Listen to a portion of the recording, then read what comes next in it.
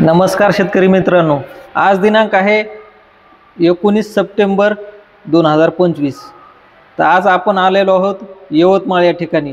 तर काल होतो अमरावतीला।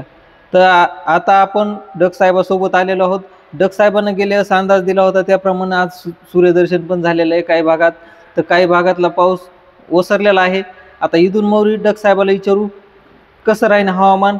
तर शेतकऱ्याला ढगफुटी दृश्य पावसाचा सामना करावा लागेल का सोयाबीन काढणीस आलेले सोयाबीन काढणाऱ्या शेतकऱ्यांना काय करावं लागेल ती इच्छितो डक साहेब।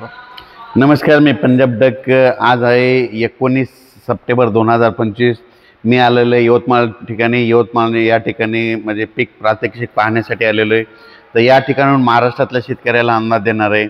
तर राज्यातल्या सर्व शेतकऱ्याला सांगू इच्छितो, आता राज्यात इतका पाऊस चालू आहे तर मी म्हटलं तर थोडा पावसाचा जोर कमी होईल, पण काय होणार आहे 19 सप्टेंबर 20, 21, 22 सप्टेंबरपर्यंत आणखीन मराठवाड्यामध्ये आणि पश्चिम महाराष्ट्रामध्ये दररोज दुपारपर्यंत ऊन पडेल, पण रात्री त्याला जोरदार पाऊस पडणार आहे। म्हणून मराठवाड्यातून पश्चिम महाराष्ट्रातल्या शेतकऱ्यांनी हा अंदाज सर्वप्रथम लक्षात घ्यायचा। त्याच्यानंतर पूर्व विदर्भ आणि पश्चिम विदर्भात देखील 6, 5, 11 जिल्ह्यामध्ये काय होणार आहे, दुपारपर्यंत 2, 2:30, 3 पर्यंत ऊन राहील। त्याच्यानंतर काय होईल, लगेच स्थानिक वातावरण तयार होऊन 22 तारखेपर्यंत पश्चिम विदर्भात देखील आणि पूर्व विदर्भात 11 जिल्ह्यामध्ये दररोज वेगवेगळ्या भागात भाग बदलत पाऊस पडणार आहे। म्हणून हे अंदाज लक्षात येतात। त्याच्यानंतर उत्तर महाराष्ट्रातल्या शेतकऱ्याला सांगू इच्छितो की उत्तर महाराष्ट्रात देखील तशीच परिस्थिती राहणार आहे।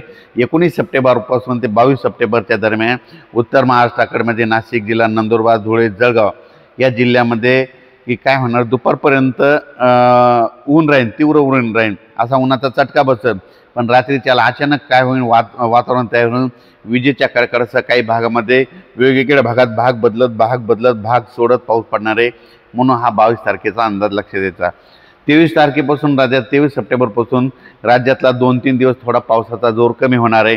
तरी पण देखील स्थानिक वातावरण तयार होऊन काही ठिकाणी पाऊस पडू शकतो, म्हणून हे सर्वप्रथम लक्षात घ्यायचं। पण आता तुम्हाला एक सांगू इच्छितो, आता हे झालं 23, 24, 25, 26ला थोडा विश्रांती घेईल, म्हणजे थोडाफारच कमी होणार आहे। पण नंतर राज्यात पाऊस काय पडणार आहे, तर संपूर्ण राज्यातल्या महाराष्ट्रातल्या शेतकऱ्याला सांगू इच्छितो की म्हणजे सप्टेंबरच्या, मी म्हटलं होतं ना खूप दिवसापासून सांगतो ना, दरवर्षी 20 सप्टेंबरला काय होतं, एक बंगालच्या खाडीमध्ये एक चक्रीवादळ तयार होतं। ते चक्रीवादळाचं रूपांतर झाल्याच्यानंतर ते चक्रीवादळ काय होतं, मद्रास, चेन्नईहून काय होतं हैदराबादतून धर्माबादून मराठवाड्याकडून इकडं उत्तर महाराष्ट्राकडं दरवर्षीचाच असं ठरलेलं आहे। भविष्यात देखील काय करायचं, पाऊस जरी नाही पडला तर आपण म्हणायचं 20 सप्टेंबरला एक चक्रीवादळ होणार आहे आणि सप्टेंबरच्या शेवटच्या आठवड्यात पाऊस येणार आहे। हे वर्षानुवर्षीची तारीख तुम्ही कायमची लिहून घ्या, म्हणजे दरवर्षी 26-27 म्हणजे सप्टेंबरच्या शेवटच्या आठवड्यात पाऊस येतो, म्हणून हे लक्षात येतं। पण तुम्हाला एक सांगू इच्छितो, सप्टेंबरच्या शेवटच्या आठवड्यात आता राज्यामध्ये काही ठिकाणी अतिमुसळधार, कुठं मुसळधार, कुठं रिमझिम, कुठं अतिवृष्टी होईल, कुठं ढगफुटी सदृश्य पाऊस पडणार आहे। म्हणून हा अंदाज लक्षात यायचा।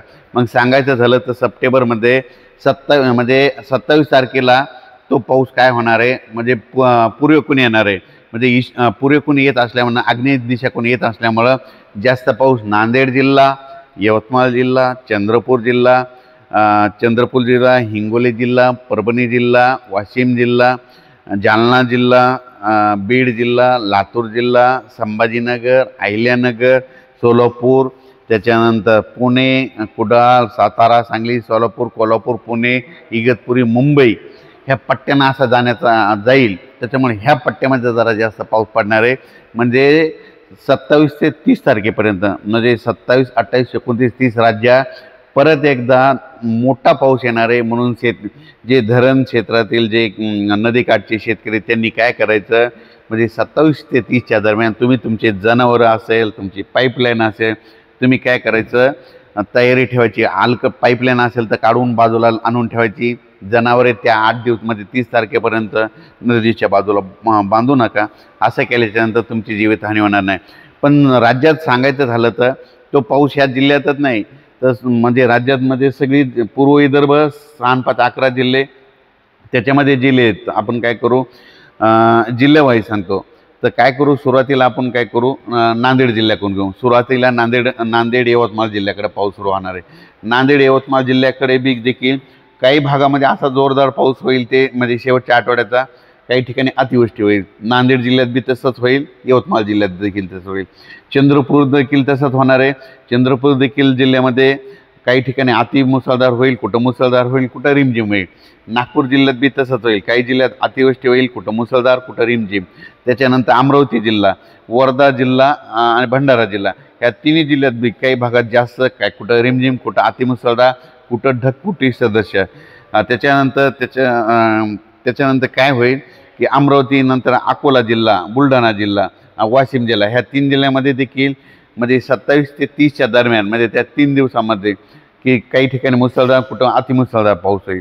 त्याच्यानंतर जळगाव जिल्हा, जालना जिल्हा, परभणी जिल्हा, लातूर जिल्हा, ह्या पट्ट्यामध्ये देखील 27 ते 30 दरम्यान काही ठिकाणी अतिमुसळधार होईल, कुठं मुसळधार होईल आणि कुठं रिमझिम होईल.